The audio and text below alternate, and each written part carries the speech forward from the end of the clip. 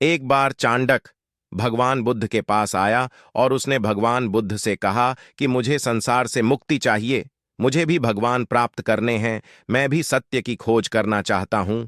तो भगवान बुद्ध ने कहा, क्या वास्तव में तुम भगवान को प्राप्त करना चाहते हो?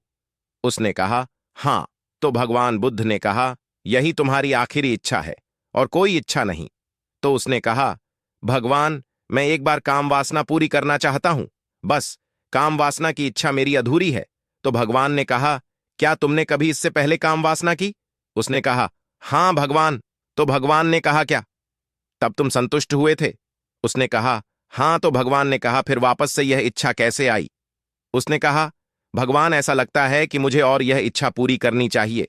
तो भगवान ने कहा, ठीक है, जाओ, अपनी इच्छा पूरी करो, पर उससे पहले यहां पर जो घड़ा पड़ा हुआ है उसे भर कर जाओ।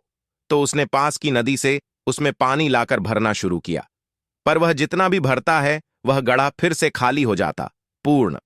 वह घड़ा भरता पूर्ण खाली हो जाता। तो उसने भगवान से कहा, भगवान, यह घड़ा तो भरता ही नहीं है।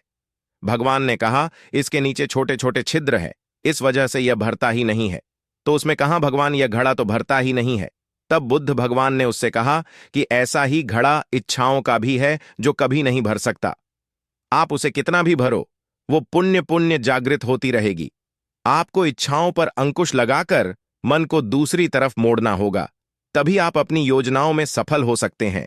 उसने कहा, भगवान, आपका अर्थ में समझ गया और मैं अभी आपकी दीक्षा स्वीकार कर आपका शिष्य बन जाता हूं।